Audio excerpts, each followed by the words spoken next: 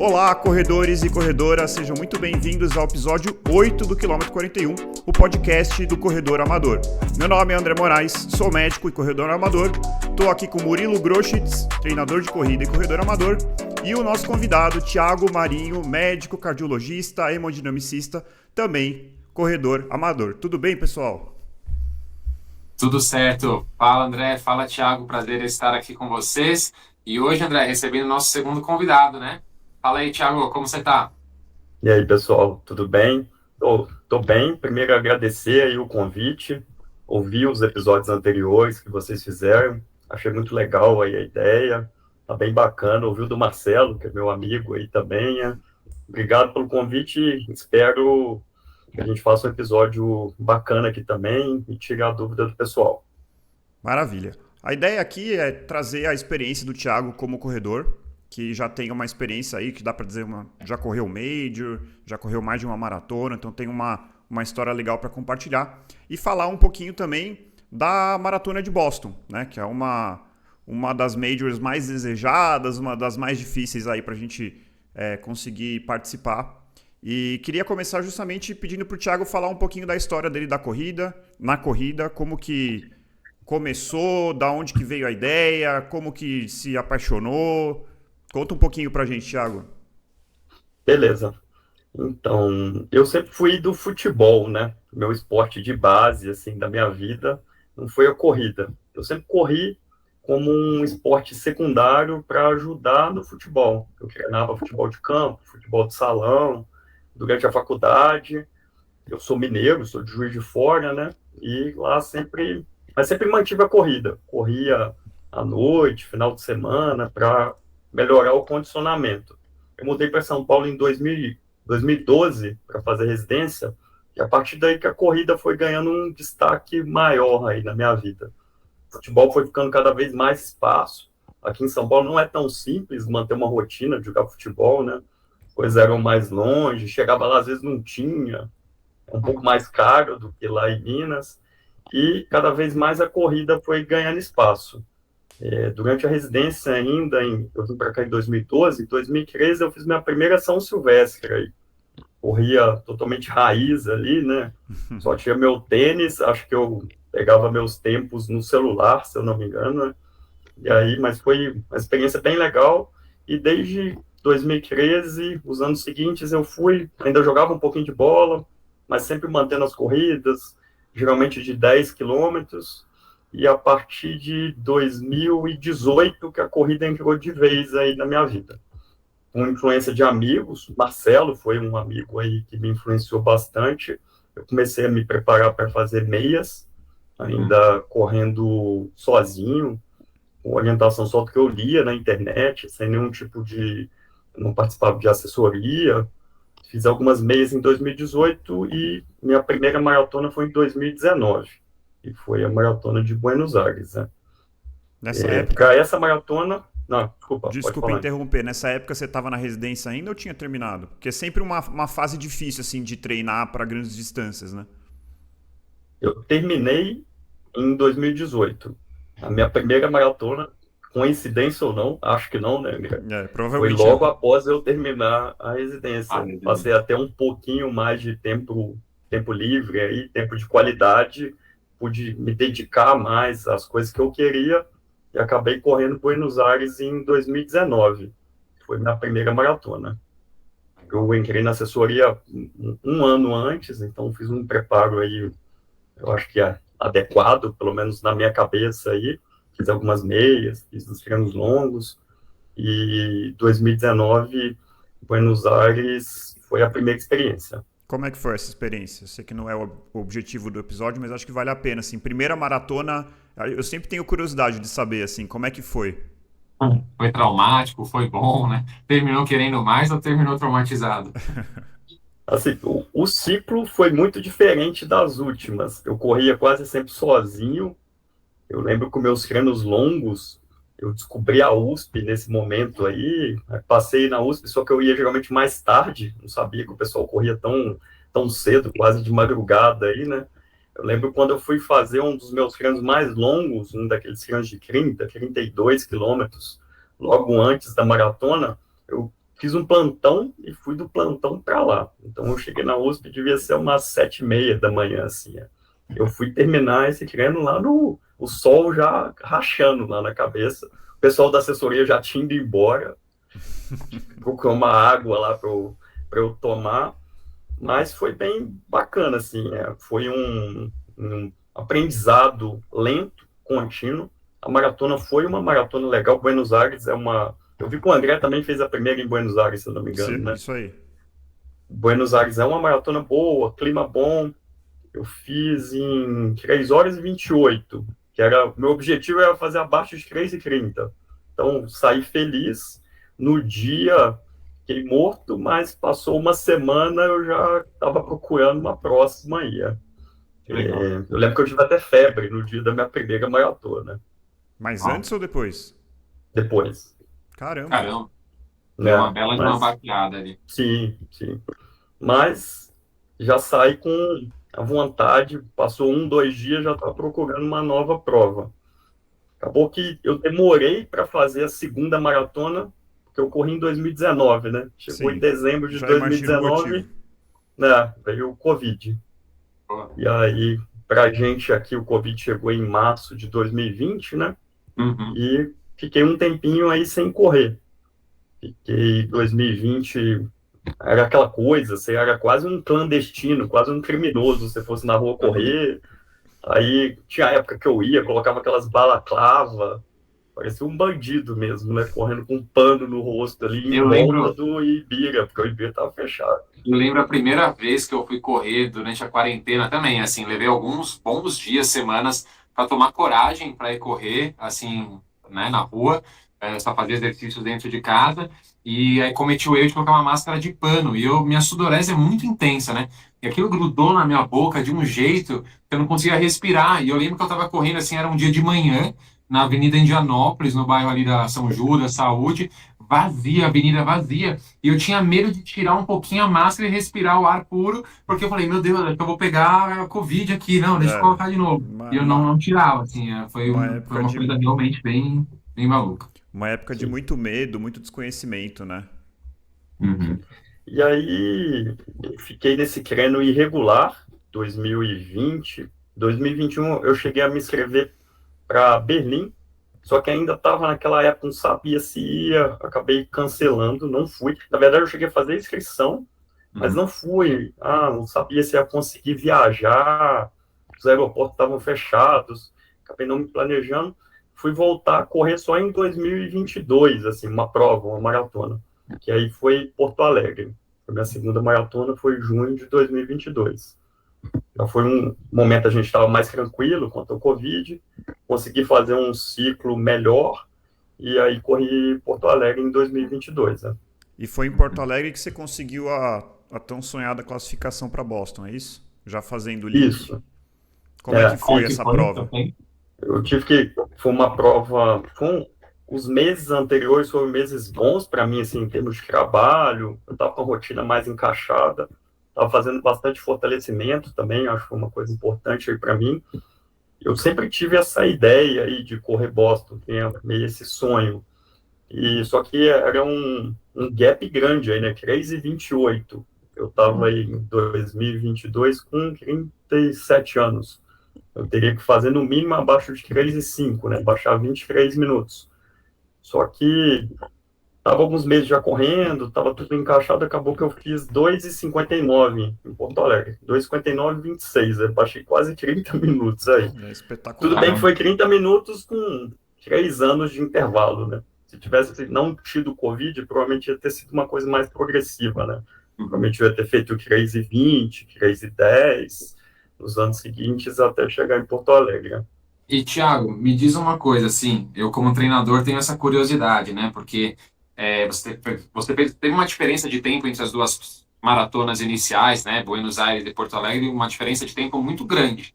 E não dá para dizer que foi porque você ficou ali durante 3 anos treinando sem parar e de forma muito contínua, muito frequente, né? Eu acho que quando você decidiu que ia correr Porto Alegre, você iniciou um novo ciclo ali preparatório para a maratona, já estava correndo há um tempinho, mas você teve um gap muito grande, né? Uma lacuna muito grande desde os treinos de Buenos Aires para Porto Alegre. que você acha que foi o principal fator ou os principais fatores que te fizeram melhorar tanto assim a performance, né? Não só em relação ao seu primeiro tempo, mas também a conquistar ali um tão almejado sub 3, né, na maratona. Eu acho que foram talvez três coisas aí. A primeira eu já falei, eu acho que a minha vida estava um pouco mais organizada, assim, em termos de horário. Uhum. Eu estava dormindo menos no hospital, né, fazendo menos plantão de final de semana, um pouco. Então, tendo mais tempo para treinar descansado. Que é uma coisa que, para mim, para o André também, eu tenho certeza, uma coisa que faz muita diferença, né? Muitas vezes Sim, eu vou correr depois de plantão, não é a mesma coisa. É mesmo para o desenvolvimento, nem só da performance no dia, mas mesmo pensando a médio e longo prazo. Além disso, eu comecei a correr com outras pessoas. Acho que isso foi uma coisa que fez muita diferença. Eu acabei entrando com alguns amigos que corriam, fui conhecendo aos poucos algumas pessoas, aí um foi chamando o outro, e a gente meio fez um grupo ali que corria junto. Isso eu legal. acho que fez muita diferença para mim, correr com amigos. Mudei meu horário de corrida, passei a correr aí, virei o pessoal das 5h30, 6 da manhã, correndo no parque. Isso facilitou muito. E o terceiro, eu fiz fortalecimento. Eu não era uma pessoa, nunca fui, até hoje não sou, é um dos meu calcanhar de Aquiles aí, talvez seja questão de musculação, fortalecimento eu faço, Uhum. mas nessa época aí eu fiz bem regular, assim, eu acho que isso daí ajudou bastante. Acho que Que talvez legal. essas três coisas foram fundamentais. A gente André, você acabou de. combinou com ele essa resposta do treinamento de força? Eu ia falar isso, a gente acabou de gravar o último episódio sobre fortalecimento. Não foi liberado ainda, mas vai sair. E a gente estava falando justamente sobre fortalecimento e performance, que é uma das coisas que tem bastante evidência, assim, de dar um boost aí, uma melhora de até 5%. Isso é na média, né? Depende se é alguma pessoa que nunca fez, às vezes pode ser até mais, né? Então acho que deve ajudar bastante. Uhum. Eu achei muito interessante o que o Thiago falou também em relação à rotina mais encaixada, né, ao melhor descanso que ele teve no seu dia a dia, depois dos treinos. E é interessante, porque a gente já falou isso, né, André, em outros episódios sobre a importância da recuperação, a importância do sono. Com certeza o Thiago ali também dormindo menos no hospital, consequentemente teve uma alimentação melhor também, mais regrada, Ah, mais com certeza. balanceada. E isso faz muita diferença, né, porque às vezes a gente pensa ali uma sessão de treino apenas e uma noite mal dormida a gente não nota tanta diferença assim, a gente acha que tudo bem, que dá para passar, que vai dar certo mesmo assim. Talvez dê, mas talvez se No você longo prazo, tiver não. ali a sua rotina melhor estruturada e se preocupar mais com esses pontos, com certeza a médio e longo prazo, que foram as palavras que o Thiago usou, a sua performance vai ser muito maior, né? A médio e longo prazo, o resultado, seja positivo ou negativo disso, vai ficar muito mais visível. É isso aí. Uma dica aí, André, que eu sigo antes da maratona um mês aí sem plantão, né? Acho Boa. que ajuda bastante. Ah, com Dormir em certeza. casa, né? Comer bem é É, fundamental, com certeza, eu cara. já diminui Gente, custa bastante. aprender isso, né? Eu já diminui bastante, mas ainda não zerei. Ainda, pelo menos um por semana ainda faço. Não tem Não, jeito. também faço. Quando vai chegando na prova, eu passo, dou um jeito ali, converso com um amigo para me cobrir, depois devolvo para ele. Ah, legal. Bom, fazendo então o link, como você se inscreveu, agora a gente já sabe. Se correu em Porto Alegre Sub 3, que para sua faixa etária te permitiu classificar ali por tempo para Boston. E assim, eu queria agora entrar mesmo no tema Boston, assim. Eu sei que o Thiago deu uma estudada, vai falar um pouquinho aí da história da Maratona de Boston. Então, se puder contar um pouquinho pra gente. Primeiro, falar um pouquinho dessa questão da conseguir o tempo, Uhum, como é para fazer a inscrição para Boston, eu acho que é uma das principais dúvidas aí do pessoal, né? maravilha. Eu, inclusive, quando eu sabia que tinha amigos que estavam estudando o assunto, falaram, ó, você conseguiu o tempo, provavelmente você vai conseguir correr Boston, mas até depois de Porto Alegre eu não estava tão por dentro assim, né? Até uns 10 anos atrás, para você correr Boston, você tinha que ter um tempo, que é o tempo classificatório, e aí, se você tinha aquele tempo classificatório, era meio quem era mais rápido para fazer a inscrição. O pessoal dormia ali, né? não era uma internet tão boa quanto antes, tu via ali no computador para fazer a inscrição logo. Mas aí, como a maratona foi ganhando cada vez mais projeção, mais fama, sendo uma maratona meio sonhada aí por muita gente, acho que desde 2011, se eu não me engano, eles criaram esse processo que é o atual. Você precisa ter um tempo que é definido por você ser homem ou mulher e pela sua idade, mínimo para você conseguir se inscrever para Boston. Isso porque se inscrever não quer dizer que necessariamente você vai conseguir correr. Hoje em dia, para homem entre 18 e 34 anos, é 3 horas. Na minha idade, no caso, 35 a 39, é 3 horas e 5 minutos. Mulheres, é 30 minutos a mais. Vai subindo, em geral, 5 minutos a cada 5 anos. Tem alguns saltos de 10, de 15, quando vai avançando mais. Mas não vou falar todos, nem sei também, né? Sei basicamente o meu, mas o pessoal depois consegue consultar isso. Mas você conseguiu, então, um tempo para você se inscrever para Boston. Uhum.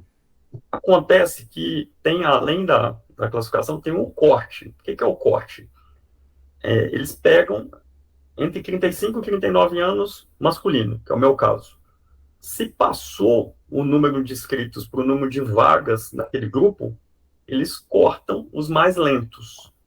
Isso daí acaba gerando um certo estresse aí, uma ansiedade, né? Você fez o tempo e você não sabe se vai conseguir ir para Boston ou não. Então Isso é daí interessante sempre... ter uma margem, né? Uns minutinhos a menos Sim, ali é interessante. sempre foram uns minutinhos. Esse último ano agora foram vários minutos, né? Foi 5 minutos e alguns segundos o corte para 2024. Acabou sendo bastante. Foi o segundo maior corte da história de Boston, né?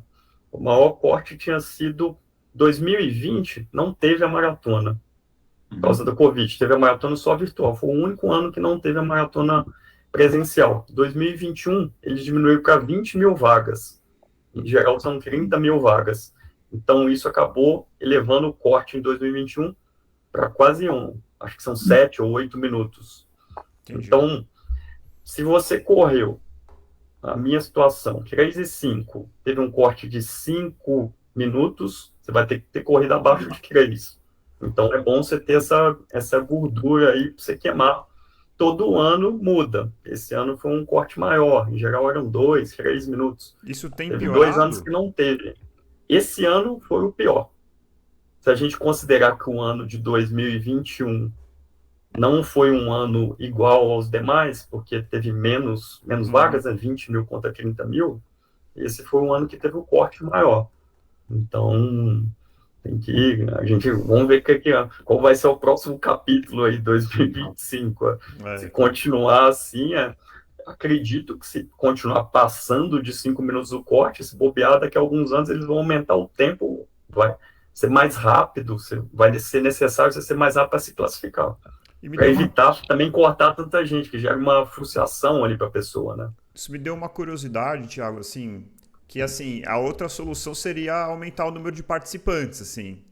Agora, eu imagino que a organização talvez não tenha esse interesse, não sei, o que você acha que é uma questão de comportar mais corredores? Porque, sei lá, põe 40 mil, sei lá, sabe assim, na minha cabeça, né? Não sei se não é do interesse da cidade, o que você acha? Não sei se você tem essa resposta também. Assim, Boston é um pouco diferente comparando com as outras majors. É uma cidade menor, eu acho que é uma primeira coisa aí a ser pensada, né? Boston tem 600 mil habitantes, é do tamanho da minha cidade, de Juiz de Fora. A segunda major, que é uma cidade que não tão populosa, acho que é Chicago, que é quase 4 milhões de habitantes. Isso daí já dificulta um pouquinho, eu acho. Por isso também Boston, hospedagem na época da maratona é super caro, eu acho que um pouco por isso. E Boston, acho que o segundo fator aí que talvez dificulte é a questão da largada não ser dentro de Boston, que é uma cidade com as ruas mais amplas. A largada é numa cidade pequena, meio no subúrbio assim mesmo, uma cidade bem pequenininha que é Hopkton. A cidade tem 15 mil habitantes, né? Para receber 30 mil pessoas, já é o dobro da população da cidade. Já, não sei, se passar para 40 mil, A gente corre lá basicamente na estrada, né? São estradas até amplas. Acho que dá para aumentar um pouquinho, André, vai. Pelo menos para não Boa. o Eu, pessoal eu conseguir também correr. fico pensando um pouco até que ponto será que a organização quer um aumento desse, né? E até que ponto também eles não querem manter esse prestígio da prova, Sim. somente os melhores corredores, os mais rápidos, né? Porque acaba sendo das majors, é a única que para você precisa desse índice, né, classificatório. Então ela acaba sendo das majors a mais mais bem vista, mais almejada pelos corredores, digamos assim, né? Então talvez seja até de interesse deles, não sei. Sim, acho que Uhum. sim, pode ser. Atrás do unicórnio, né? Que é o É. inalcançável e tal, que é até o símbolo da maratona aí. Acho que Uhum. pode ser um outro aspecto também. Eu acho que eles podem ser maleáveis aí, talvez aumentar um pouco. Porque esse ano foram 11 mil que tinham índice e foram cortados, né, para 2024. É bastante Ah, gente, né? uhum. Eram 30 e poucos mil inscritos, é quase um terço. Tinham índice e foi cortado, né? Eu Caramba. acho que gera uma frustração, né? Thiago, me fala uma coisa, é a 126 provas já teve, é isso? Quantas provas? Isso. Então, Eu assim, não uma sei o história. número. Ah, desculpa. Não, é uma prova assim com bastante tradição, né? Da onde surgiu essa. Assim, não sei se você sabe dizer assim, quando que isso. Qual foi a ideia, como que isso começou? Sim. Falar um pouquinho mais da história mesmo específica, assim, da Uhum. maratona. A primeira maratona de Boston foi em 1897, né? No ano anterior, tinha acabado de acontecer a primeira maratona olímpica, que foi em 1896, em Atenas, na primeira Olimpíada aí moderna, né? Desde 1897, a maratona de Boston vem acontecendo todos os anos. É considerada a maratona mais antiga aí do mundo ininterrupta. Ela não parou nem durante as duas grandes Ok. guerras, né? Primeira e Segunda Guerra teve maratona de Boston. Não teve Copa do Mundo, Olimpíada, tudo bem que é uma coisa mais complexa, né? Envolve vários países e tal. A maratona deve ter ficado mais restrita aos americanos. Mas aconteceu continuamente, infelizmente, até 2020, que teve a maratona, né? Foi essa maratona virtual, mas ela já tem esse marco aí, né? A maratona mais antiga de todos os tempos. Além dessa questão de ser antiga, ela tem várias questões históricas aí que ela representa para as provas. Tem a questão da corrida das mulheres, é uma coisa muito importante aí em Boston. Não sei se vocês sabem, quando eu Uhum. estava indo para a maratona, fui ler algumas coisas, ler alguns livros, é bem bacana aí também. Né? Tem uma página aí da Maratonistas Mulheres, tem uma muito famosa que é a Catherine Switzer. Não sei se vocês conhecem, já ouviram falar dela. Sim, eu já ouvi falar. Né? Essa mulher, a Catherine Switzer, ela tinha 20 anos em 1967 e ela decidiu que queria correr uma maratona. Não era proibido correr maratona uma mulher se inscrever oficialmente, não tinha isso na regra. Ela foi lá, se inscreveu, ela usou as iniciais do nome dela, K, não sei o que, Switzer, e foi correr. Foi correr com o namorado dela. O namorado dela é um jogador de futebol americano. Ela começou a correr, quando perceberam que tinha uma mulher, o pessoal começou a apontar para ela. O organizador da prova tentou tirar ela da prova. Ele entrou no Meu meio da Deus. corrida e tentou dar um empurrão nela. E Tem fotos tem clássicas, né, foto. tá tendo, né? Então, isso daí é um dos marcos, é uma das fotos mais famosas aí da história da maratona. Por isso, tem 3 fotos. Né? Tem uma foto dela correndo, o cara atrás dela, o cara tentando empurrar ela. E depois o namorado fortão, assim, dá para perceber que ele é forte, dando um empurrão no organizador da prova, e ela correu. Ela terminou. Ela terminou, acho que em 4 horas e pouco, acho que 4 horas e 20 aí a maratona. Isso daí, ela se tornou uma personalidade muito importante aí nisso. Ela comprou essa bandeira depois disso, da participação das mulheres no esporte, na maratona. Ela continuou Legal. correndo, ela Década de chegou a 60, é isso, Thiago? 1967. Interessante. Foi esse Não é ano. tão Ela distante correu assim, com né, cara? quase 60 anos atrás, né? Uhum. Ela correu com o número 262, 261, 262. Ela criou uma organização para colocar mulheres para correr. Ela ainda é viva, ela fica lá em Boston, na maratona, ela é uma personalidade, assim. Legal. E aí, Boston criou uma categoria feminina só em 72. 68, que foi o ano seguinte, algumas mulheres também correram, achou 5 mulheres, começou a aumentar o número de mulheres procurando. 72 criou a categoria feminina, e nas Olimpíadas só em 84 que isso aconteceu. Caramba. Então, isso daí é uma das páginas importantes de Boston. A verdade é que ela não foi a primeira oficialmente a correr. Teve uma mulher que correu em 66, que é a Roberta Gibb. Ela é uma mulher rápida também, ela correu em 3 horas e 20. Ela correu em 67, o ano da Catherine Switzer, só que ela não tem a foto. Então ela não ficou tão famosa. Né? A Catherine Switzer, ela chegou a ganhar Nova York, chegou a correr 2 horas e 50 Boston. Não. Chegou a ser a segunda colocada, então uma coisa aí bem interessante também da história da maratona. Incrível essa história. Né? Eu fico imaginando, né, um tempo desse, 2 horas e 50, feminino, em 1960 e pouco, um tanto de conhecimento que a gente tem hoje, né, sobre treinamento, periodização, treinamento de força, etc., potencial que uma atleta dessa teria hoje em dia, né? Então, fazendo uma comparação com os dias atuais, né? É uma super atleta, super legal isso. Sim, com certeza. Uhum. Falando ainda da história de Boston, assim, tem páginas boas, páginas felizes, tem páginas tristes, né? Todo mundo sabe, né? 2013 teve o atentado na chegada na maratona de Boston.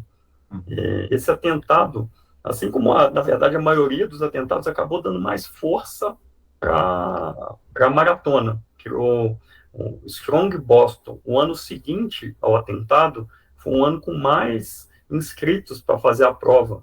Infelizmente teve 5 óbitos no total, né? Foram irmãos chechenos com bombas caseiras. Eles foram lá para o local da chegada, no momento que chegavam mais pessoas, e explodiram essas bombas. Isso daí também é um marco aí da Maratona de Boston. No ano que eu fui correr, foi 2023, estava completando 10 anos do atentado. E a Netflix tem um filme antigo, de alguns anos atrás, a Netflix fez um documentário. Eu fiquei até com um certo receio, assim, nossa, 10 anos do atentado, tem um filme agora, tem um documentário sendo lançado, uma coisa dá até uma certa insegurança ali na época, mas, assim, graças a Deus não aconteceu nada, foi tudo bem. Hoje a segurança deve ser bem séria, assim, né? Deve ser bem intensa. Sim. Né? Lá na Boylston Street, eles têm alguns militares que ficam lá nos dias anteriores, prestando homenagem às vítimas, no local que aconteceu ali o atentado. Bem emocionante, assim, bem legal. Poxa, que interessante, Thiago. Legal demais esses fatos históricos aí que você trouxe para gente. E você me falou uma coisa que eu confesso que eu não sabia, né, em relação à largada da prova ser numa cidade vizinha, uma cidade meio subúrbio, assim, bem menor. E quantos habitantes você falou essa cidade? 15 mil. 15 mil, meu Deus. A metade do número de inscritos. Eita. Vai lá, Murilo, perdão. Não, só ia perguntar. E então a prova, você falou, ela ocorre principalmente por rodovias, grandes avenidas e logo em seguida já entra mesmo na cidade de Boston, é isso?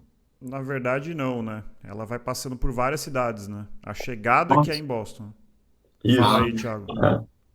Boston tem essa diferença aí em relação às outras majors, né? É uma corrida que é em linha reta, assim, é uma corrida de ponta a ponta. Não é que você larga e chega em locais próximos, que é o que acontece nas outras majors, né? Você larga em Hompton, você passa em algumas cidades, são 8 cidades no total. E, na verdade, você só vai correr em Boston não passa? nos últimos quilômetros. Passa em Ashley, Framingham, Natick. É que Framingham tem um estudo estudo grande aí dentro da medicina. Cardiologia, assim, na medicina, na verdade, que eles estudaram a população daquela cidade buscando fatores de risco cardiovasculares. O Thiago vai saber falar mais do que eu. É a maior corte do mundo aí, né? Acompanhada por décadas, né? Trouxe boa parte das informações que a gente tem sobre prevenção cardiovascular aí, Passa por Wellesley, que é uma famosa também, porque tem um colégio das famosas meninas beijoqueiras aí, não sei se vocês já ouviram falar isso. É uma cidade, é impressionante, assim, quando você vai chegando, você está a uns 500 metros, parece que você está chegando enxame de abelha, assim, com uma gritaria. Uau! Só que você não consegue ver a distância, porque as subidas e descidas de Boston, né? Você começa a ouvir, aí quando você chega, você passa na frente de um colégio, fica umas meninas, muitas, assim, eu chutaria centenas, talvez, que ficam ali com uns cartazes, tipo assim, me beije, passe aqui, me dê um beijo. E o povo para lá e beija elas mesmas. Dá um selinho, é lógico, né? Aham. Mas como uma brincadeira, eu não fiz isso, tá? A mulher briga aí comigo, mas aí depois de Wesley passa Não por foi isso que o Thiago Newton, falou antes não? do início da gravação, mas tudo bem, bola pra frente. Ele falou que deu um selinho. Mentira, brincadeira. Depois vai para Newton, que é uma cidade também que é famosa porque tem os 4 colinas de Newton, que é uma das coisas que Newton marcam. Hills. Newton Hills, exatamente. A quarta talvez o morro ou a colina mais famosa aí das maratonas, que é a Heartbreak Hill, né? Hum. Depois passa por Brooklyn e chega em Boston. Acho que Em Boston você corre mesmo uns 3, 4 quilômetros, eu acho. isso é um ponto interessante, assim, que é uma prova, acho que o Thiago vai falar um pouco do percurso, mas assim, você começa na descida, você vai oscilando. Quando chega a parte difícil da maratona, você chega nas rios, né? Você sobe mais, né? Não. Acho que Quer que eu fale agora isso do Isso, trajeto? pegando esse gancho, assim, aí eu acho que é legal só falar também no detalhe dos ônibus escolares que te levam. Eu acho que pelo que você me falou, você não usou, né? Ou usou? Eu usei, mas usei menos, assim. A Explica pra gente como é largada, que essa funciona. cidade, né? A cidade da largada é 42 quilômetros de Boston, literalmente, assim, a distância de uma maratona.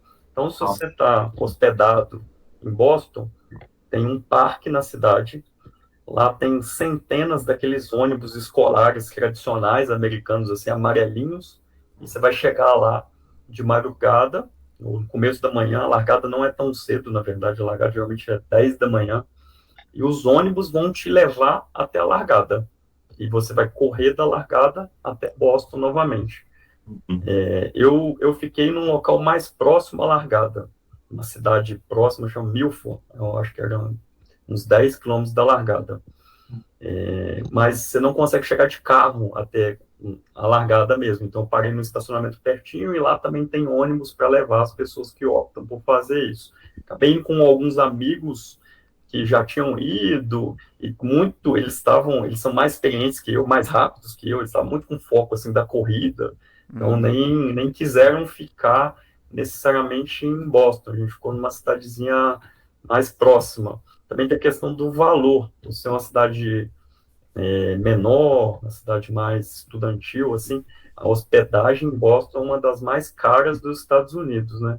Porque nesse lugar que a gente ficou, um hotel ok, assim, mas um hotel menor, numa cidade menor foi bem mais barato. Falar especificamente do trajeto, eu sou uma pessoa meio descrente, assim, quando o pessoal é muito alarmista, fala, nossa, Boston sobe demais, desce demais, você tem que se preparar, fazer muito fortalecimento, fazer muita musculação. Eu sempre acho que o povo está exagerando um pouco para tudo, não só na corrida, assim, mas em Boston eu quebrei um pouco a cara nisso daí. Não foi um ciclo tão encaixado quanto Porto Alegre para mim em Boston. A questão do trabalho estava um pouco mais complicada, eu fiz um pouco menos fortalecimento, e não é que sobe muito ou desce muito, é que você sobe e desce o tempo inteiro, assim, desde a largada. Eu tenho uma foto na largada, eu fui lá um dia antes, a largada já é uma descida, assim, você olha lá para baixo mesmo, e você vai num sobe e desce eterno, assim. Na primeira metade, como o André falou, você mais desce do que sobe. Na verdade, a maratona inteira, você tem um desnível, você desce no final 142, 143 metros em relação à largada. Mas não é que você não vai descendo aos pouquinhos, assim, 3 metros por quilômetro. Seria lindo, né? Continuamente. É um sobe e desce infinito. Né? E para quem está começando no universo da corrida, isso pode parecer uma maravilha, né? Talvez esteja numa prova 5K, uma prova curta. Agora, numa prova mais longa, até uma meia maratona, mas maratona mais ainda, excesso de descidas também dá uma massacrada nas pernas, né? A musculatura Sim, vai pro beleléu, ainda mais assim, descidas muito íngremes, onde a frenagem tem que ser muito grande para você não cair, literalmente. A musculatura da perna fadiga muito, e aí vai com certeza faltar a perna ali pro final, vai ser difícil. isso. As subidas mais famosas aí, mais duras, acontecem a partir ali do quilômetro 27, 28, A tem hora as que quatro começa a colinas maratona de lá. verdade, né? Isso. Aí começa a subir. Aí ali tem as quatro, a quarta é a Heartbreak Hill, né? É uma inclinação de aproximadamente 3 graus aí, uma subida de 600 metros, que é bem dura, assim, bem dura mesmo. Para mim, o que foi mais difícil da corrida, além de subir e descer, eu senti bastante a descida, exatamente o que o Murilo falou aí. A minha anterior da coxa, assim, o quadríceps começou a doeu bastante. E aí no finalzinho eu tive que reduzir um pouco o ritmo, aí não aguentei manter o que eu estava correndo. Eu passei a meia para 1h28 e alguma coisa, e eu acabei terminando para 3h15, um pouco mais lento do que Porto Alegre. Finalzinho sentindo um pouco de dor aí na perna, mas assim, é muito legal, muita gente na rua. Talvez seja diferente, assim, muitas famílias, como vai passando nas cidades pequenas, cidades mais interior, assim, não é Uhum. só na capital, muita família, o povo fazendo churrasco. A maratona acontece num feriado, não é no final de semana, né? É o Dia do Patriota. Geralmente é a terceira segunda-feira de abril, comemora um dos marcos aí da Revolução Americana, né? A independência dos Estados Unidos em relação à Inglaterra. Eles são muito nacionalistas, né? O estado ali, Boston, é a capital do Massachusetts, né? Eles participaram ativamente desse processo. Tem aquela questão da festa do chá de Boston na época da independência. Então, assim, eles levam muito a sério. Eles têm muito orgulho ali, parece, sabe? E é bem bacana, assim. Você passa, tá a família inteira ali, quase o tempo todo. É Que uma legal. coisa É que bem, muito legal. Uma coisa que é a prova disso é que toda a organização ali, os ônibus escolares, é tudo voluntário, né? Então a cidade se mobiliza para fazer acontecer esse evento anualmente, né? Então é uma coisa que acaba mexendo com a comunidade também nesse sentido, né? E aí a população normal realmente compra a ideia de participar do evento, né? Para quem está ali numa cidadezinha um pouco mais interior, é o grande evento do ano, né? Sim. E como, Pelo Imagina que eu uma prova com mais de 120 anos de história, e para uma cidade que é relativamente pequena, acho que até é cultural mesmo ali, né? No dia desse feriado, você acompanhar essa maratona, torcer pelas pessoas que estão correndo, fazer algum tipo de festividade ali. Fico imaginando, nossa, tô lá assistindo e meu avô também fazia isso, sabe? Há é, 100 anos, 80 anos. Então, é muito legal isso, muito interessante. Só para terminar essa questão do trajeto, uma coisa que eu não sabia é que Boston não pode ter um recorde mundial da maratona em Boston. Não sei se vocês sabem dessa. Por dois motivos que eu falei. Por ser uma maratona de ponta a ponta e pelo desnível. Tem sim, duas regras aí da Associação Internacional de eu tinha ouvido Atletismo. falar esse ponto aí. A distância entre a largada e a chegada não pode ser mais do que 50% da distância. Então, não pode ter mais de 21 quilômetros entre a chegada e a largada de distância, entendeu? Como Boston tem 42 quilômetros, né? É, É uma maratona em linha reta, é um dos motivos. E o segundo só esse, pode ter. Desculpa. Não, o motivo disso, só para explicar, eu tinha essa curiosidade, né? Por que não pode ser uma linha reta? A questão é o vento. Se você pega um vento soprando diretamente das suas costas, do começo ao fim, isso pode acabar com você. É que nem você correr, por exemplo, quando você vai fazer um tiro de 100 metros, se tiver com um vento nas costas, invalida o recorde. Então o Olha só. problema é por conta do vento isso. Faz uma Sim. baita diferença mesmo. Interessante, eu não E, sabia disso, não. e o segundo motivo é o desnível. Não pode ter um desnível maior do que 1 metro por quilômetro. O desnível máximo em maratona é 42 metros. Boston tem 140. Mesmo subindo e descendo, castigando, para eles terem um parâmetro objetivo, Boston não pode ter um recorde mundial. E isso aconteceu, né? 2011, foi uma maratona em Boston que pegou um vento favorável, um queniano chamado Mutai. ele fez em 2 horas e 3 e alguma coisa. E o recorde mundial era 2 horas e 3 alto, e 50 e tanto. E nem ele sabia, ele achou que tinha batido o recorde, e depois disso ficou mais famosa e mais disponível essa informação.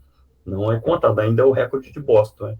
Mas imagina, o cara bateu o recorde mundial em Boston, todo momento ajudou, né? Mas Eu não queria sofreu ter, até, chegou lá falando, não, não vai valer. eu não queria ter sido a pessoa que contou para ele, viu? Não, Não, e isso é engraçado, né? Acho que explica um pouco por que que Boston, acho que uma outra coisa que eu acho interessante é a variabilidade de ano a ano. Aí acho que a gente pode falar um pouquinho do clima também, né? Teve um ano que eu não vou lembrar agora que ano foi, que do nada um japonês que era 2018. um japonês que era assim, ele era semi-amador, na verdade. Ele trabalhava full time e corria e de repente o cara pegou um dia de chuva, um tempo horroroso. Você pega os vídeos na internet, assim, uma névoa, vento, chuva, todo mundo morreu e o cara, dentro daquela condição climática desfavorável, foi lá e ganhou, acho que 2 horas e 8, ou até um pouco mais, assim. Um tempo que, claro, é um tempo espetacular, né? Mas, assim, para um profissional ganhar uma Major é um tempo um pouco acima. E ele conseguiu dentro dessa condição. Então, isso traz uma mística para Boston, né? Esse ano, por exemplo, foi super quente. Foi bem mais quente do que o normal. Agora, 2024. Então, cada ano é uma história. Acho que isso acaba trazendo um tempero especial, assim, como espectador, assim. Para quem vai competir, acho que deve ser um estressor, né? Mas para quem está assistindo é interessante. A temperatura varia bastante, né? Esse ano aí que você falou, o japonês foi 2018, ó. Ele ganhou, né? Acho que fez. A temperatura estava -1 grau, se eu não me engano, a sensação térmica de -5. Choveu muito e ventou muito. Eu conheço algumas pessoas que estavam nessa prova, eles falam que foi assim, absurdo, absurdo, né? E aí o pessoal foi. Na verdade, ele largou forte, o pessoal foi desistindo, desistindo. Eu acho que ele fez, se eu não me engano, foi um pouco mais lento, acho que ele fez 2:15. Mas ele, igual você disse, na época ficou como um amador que ganhou, mas ele não é tão amador assim, né? Um cara que tinha maratona abaixo de 2:10. Acho que ele já tinha ganhado alguma Entendi. maratona aí nos países nórdicos. E eu fui ver esses dias a história dele, que eu achava interessante, e tem um motivo por que ele não era profissional. É que ele é funcionário público no Japão. E não pode ter 2 empregos. E ele não queria deixar de ser funcionário público. Então, por Entendi. isso que ele não aceitava aí ser patrocinado ou profissionalizar com a corrida, mas depois ele aceitou. É isso que eu Eu ia acho, não sei falar. se ele ganhou mais alguma coisa, mas depois ele O virou que eu vi, eu, profissional, eu né? também fiquei curioso, fui ver, e depois que ele ganhou, ele profissionalizou. E o mais cruel da história é que nunca mais teve um resultado dessa magnitude. Não que ele não tenha corrido bem, mas assim, ele nunca mais teve um resultado dessa magnitude. E como é que foi o clima no dia que você correu, Thiago? Só pra gente. Ah, não. Quando eu fui, não tenho do que reclamar, assim, tava condições ideais. Eu acho que tava por volta. A largada tava bem frio. Eu fui de manguito, comprei uma dessas jaquetas, uma roupa meio de motoqueiro, assim, uma jaqueta, e fui até a largada. Lá tem um local para você se prezar e doar essas roupas, né? Acabou que eu corri de manguito, tá por volta, acho, de 8 a 10 graus, assim, que é e se uma manteve assim temperatura ao longo do excelente. percurso? Se manteve. Uma coisa engraçada, né, até nas minhas fotos, assim, eu olho, eu fico até com vergonha, é que o povo de lá mesmo, tudo correndo sem camisa e tal, e eu de manguito, né, com frio, né? Mas Ah, foi assim, não, uma cara. prova, meu ano foi excelente, ó, mas é de umas das variáveis aí mais importantes, né? Você tem que dar um pouquinho de sorte aí do clima também, né? Não, mas Ou uma isso maratona muito fria ou muito quente dificulta bastante, né, a gente pro sabe. brasileiro é Thiago, brincadeira, né? Assim, pô, eu corri Buenos Aires, tava 11 graus. Cara, até o quilômetro 20, eu tava com frio. No final foi ótimo, mas assim, até o quilômetro 20 eu tava assim, não com frio tremendo, mas assim, eu tava. Eu não tinha suado ainda, entendeu? Depois que eu esquentei de fato, assim. Então, e pra quem treina Boston, que é uma major do primeiro semestre, você treinou no verão, né? A gente acabou falando da questão de Tóquio, que é a primeira de todas. Você treina no verãozão no Brasil e vai competir a 8 graus. É uma coisa que tem que prestar bastante atenção para não fazer besteira, né? sim. Com certeza. E, Thiago, conta pra gente. Você fez ao todo já 3 maratonas na sua vida, certo? Sim. Buenos Aires, Porto Alegre e Boston. É, pensando nas outras 2 maratonas, né, Buenos Aires e Porto Alegre, e pensando também naquilo que você já ouviu falar, já conversou com pessoas que fizeram as outras majors, você já falou uma série de questões, mas se você pudesse levantar alguns pontos que diferenciam a maratona de Boston das outras maratonas, principalmente das majors, assim, o que que você poderia dizer a respeito disso? Eu acho que primeiro essa questão da classificação para Boston, né? Tem toda uma mística aí, a gente vê que tem pessoas que ficam anos aí tentando tempo para conseguir se classificar para Boston, se inscrever. Eu acho que isso daí já, para mim, foi um dos fatores aí, um dos meus motivadores aí a correr e a tentar correr mais rápido, que era a primeira major aí que eu tinha na cabeça mesmo, se eu conseguisse, é lógico. Aham. Segundo, eu acho que essa questão de ser uma cidade menor, passar por cidades menores, ter toda essa questão histórica, cultural, é um pouco diferente. Uhum. Não, é lógico, são fatores diferentes, não desmerecendo as grandes cidades, né? Mas é uma energia um pouco diferente ali, né? Você corre, você sente uma sensação de pertencimento a essa história. As Uhum. pessoas lá valorizam muito isso. Não é que você está numa megalópole que vai ter, sei lá, 90% da a população da cidade não tem muito envolvimento com a corrida. A minha impressão ali é que Boston, acho que todas as pessoas da cidade estavam sabendo o que estava acontecendo. Bem bacana, assim. Eu sinto que eles têm um orgulho muito grande da prova, tanto as pessoas que moram em Boston, quanto as pessoas nas cidades menores, assim, a impressão que aquilo é um orgulho para eles, por tudo Legal. que eles já passaram, e como eu falei, eu acho que a questão do atentado lá de 2013 acabou, a ideia de quem faz isso é o contrário, né, acho que vai destruir, é lógico que é, é ruim a perda de vidas, mas ele sempre acaba aumentando a força do movimento, da maratona, e no caso o sentimento, assim, pela Uhum. corrida. Então acho que acaba não tendo o efeito esperado nesse sentido. Uhum. Mas eu acho que isso daí são diferenças assim, que eu consigo pensar. Legal. Sensacional. E assim, você já deu uma pincelada nisso, mas assim, a gente sempre gosta de falar aqui da parte um pouco mais objetiva, de quem está querendo escolher uma major ou de repente conseguir o índice, sobre o investimento que você vai ter que fazer ali, Sim, né? Você já falou da hospedagem, mas como é que é? Como é que é se organizar para ir participar da Maratona de Boston? sim. Todas as majors, acho que não tem nenhuma que é barata, né? Uhum, Em geral, eu infelizmente. fui ver objetivamente, não sei se vocês querem que eu fale objetivamente, eu fui olhar quanto eu paguei Eu mesmo, acho legal, se você pela não se passagem, incomodar, pela hospedagem, acho que é não legal. me incomoda. A inscrição, se eu não me engano, foi US$ 235, é o valor para todo mundo, né? Por Uhum. volta de 1.300. 1.500, né? R$ 1.500. A Uhum. passagem eu comprei com bastante antecedência, foi por volta de R$ 3.500, mas Preço comprei bom. com bastante antecedência. A hospedagem em Boston é muito caro, assim. Eu estava olhando e estava com coisas absurdas. A gente pegou esse hotel na outra cidade, foi mil, eu dividi o quarto com um amigo que correu comigo. Uhum. Foi R$ 1.400 por pessoa. Foi muito menos. Em Boston era 5.000 para cima, assim. Caramba. Se você Quantos fizer dias as você contas ficou? na ponta do lápis, acabou que não ficou. É um valor importante, mas comparado com a média das corridas e do investimento para correr uma média, eu acho que foi não foi absolutamente caro em comparação, igual Uhum. estou dizendo. Tomar cuidado para falar, parecer que eu estou falando que é barato, não, eu acho bem caro, mas eu acho que a média das pessoas deve gastar mais de. Você ficou Tem quantos essa dias? conta aí oficialmente, né? Eu acho que R$ 10.000 aí, Eu uma imaginava uns média. 10 mil. E você ficou quantos dias lá? Eu fui na quinta noite Eu fui por Chicago, cheguei na sexta de manhã, fui direto pro centro de Boston para feira, para pegar kit, essas coisas.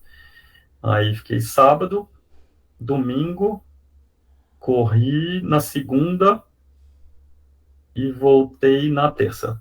Ah, Isso, legal. né?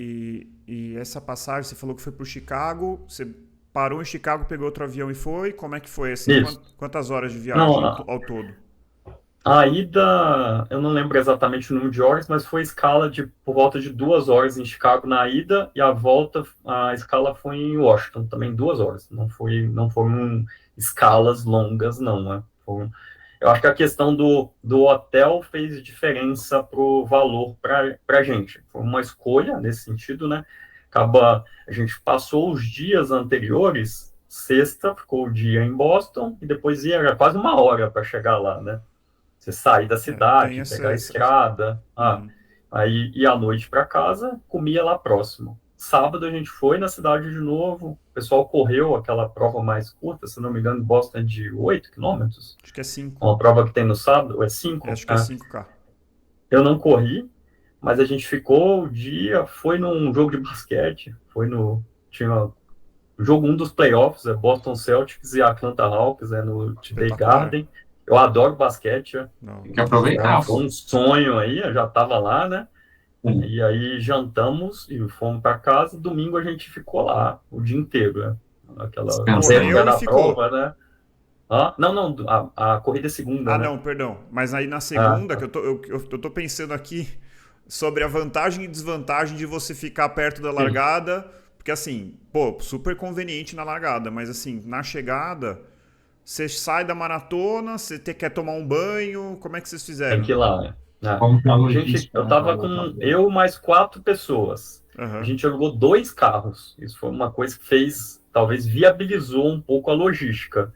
Que a Uhum. gente terminou a prova, a gente no sábado, estacionamento lá é caro também. Eu não lembro exatamente, mas é caro. Mas a gente deixou um dos carros em Boston e Ah, voltou para o hotel com outro carro. Pós-maratona, todo mundo foi pro carro que tinha ficado lá e foi em casa tomar banho para voltar para festa, para tomar uma cerveja, para comer lá com o pessoal, né? É uma logística genial a grande ideia. já. Mas foi Ah, genial a ideia de vocês de dois carros. já, Foi muito bom. sim. E Foi um Thiago, amigo que sugeriu, né? Tinha aham, ficado nesse mesmo local. Né? que legal. Thiago, a alimentação lá segue esse parâmetro aí de valores mais altos? Como que é? Sim. Eu não lembro exatamente qual é o preço de uma refeição, assim, mas comida é bem cara também em Boston, né? Uhum. Hospedagem, comida. A gente jantou algumas vezes, próximo a esse hotel, a gente achou um restaurante italiano, uma cantina, assim, super, super legal. Mas foi meio na sorte, Uhum. e não foi tão cara nesse sentido, né? Mas o que eu lembro que era muito caro era o estacionamento. O estacionamento era muito caro também. Comida eu acho que é o padrão americano normal, assim mesmo. Acho que não é tão Uhum. mais caro, não, né? Uhum. Interessante. É, pelas contas daqui, acho que você deve ter gastado algo em torno de estacionamento, mais alimentação, acho que mais ou menos 10, 12 mil reais. Acho que a hospedagem fora de Boston ajudou um bocado. Talvez ficando em Boston você gastasse para lá de 15 mil reais em tudo. Não fiz a conta exata, Tá. mas acredito que sim. Interessante, legal. Legal, Thiago. Não sei se o Murilo tem mais alguma pergunta. Assim, estamos chegando perto de 1 hora já. A gente falando do que Uhum. gosta, É. a gente perde a noção do tempo um pouco. Eu achei extremamente é, proveitoso a conversa. Acho que, pô, eu tenho muita vontade de correr Boston um dia. Preciso treinar muito ainda para conseguir o índice, mas, mas é muito legal ouvir essa história, cara. Queria agradecer e, na verdade, eu queria te fazer uma última pergunta antes da gente terminar, que é qual é a sua próxima corrida? A minha próxima corrida, eu depois vou te dar uma dica aí para se você quer ir para Boston, né? Eu fiquei pensando, fazendo uns cálculos aqui hoje. Minha Tá. próxima corrida é Chicago. Eu estou inscrito para Chicago, vou agora em outubro. Estou Qual que é a animado aí, meta? Muito bom. treinando. Né? Vamos O para Marcelo vai Chicago. também, né? Marcelo também vai, é. Marcelo que fez o episódio com vocês aí Legal. de Tóquio, é meu amigo, nosso amigo, né, no caso, e também vai. E a dica, lógico que não é uma dica tão objetiva, mas para quem até está tentando se classificar para Boston, tem esse sonho e não consegue, tem aquela questão da janela de inscrição, não sei se vocês sabem dessa. Se você quer correr Boston 2000, janela para você fazer a prova, desculpa, não inscrição.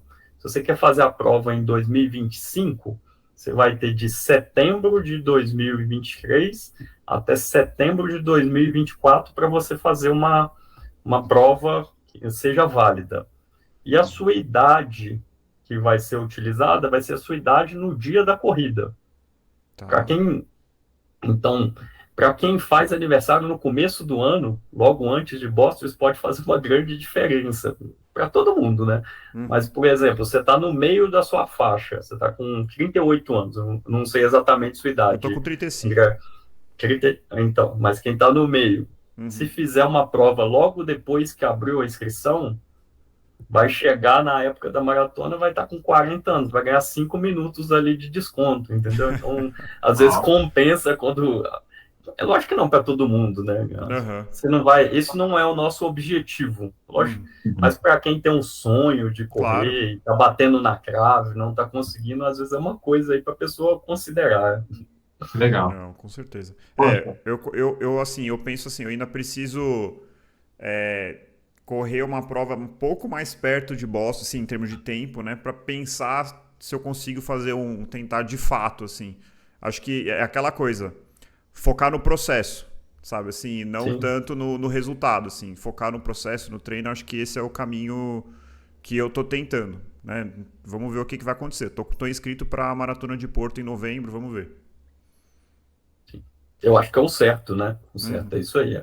Lógico que a gente cria esses sonhos, sim. Mas o mais importante não é isso, né? O mais importante é o nosso dia a dia, aí, a disciplina, as coisas que vêm junto com a corrida, né? Alimentação, fortalecimento, amizade. Não, com certeza. É isso aí, Thiago. Eu queria agradecer também pela sua participação. E eu, como treinador, assim, a minha luta constante, né, com os meus atletas iniciantes, intermediários, avançados, é fazer com que eles tenham assiduidade aos treinos, sejam regrados em tudo que fazem ali secundário, né? Questão de alimentação, descanso, tudo que eles podem ali melhorar no seu dia a dia para melhorar a performance. E eu vejo na Maratona de Boston isso, assim, eu acho que as pessoas que estão ali não estão à toa, né? Ter um critério de tempo para você conseguir uma inscrição para essa prova mostra que são pessoas com uma disciplina ali quase que militar e quase que profissional, só que são pessoas que acabam têm vidas normais, são profissionais de outras áreas, como você é médico, e talvez isso que te diferencie talvez de um profissional, né? Então você não consegue ter a mesma dedicação que eles nos seus treinos, mas a sua disciplina e a sua assiduidade, frequência nos treinos, ela é muito semelhante. Então eu acho muito legal isso, porque são pessoas, entre aspas, mortais como nós, né? Mas que tem ali um foco muito grande, um objetivo muito bem claro. Eu acho isso muito legal, assim, é muito bacana. Tomara que todos os corredores se inspirem aí na sua história, de outros que já fizeram Boston, porque eu acho que é um target legal para se ter e ter como meta. Se a gente fizer 70%, 80% que um corredor de Boston faz, com certeza resultados muito bons já virão em qualquer prova que você vai fazer.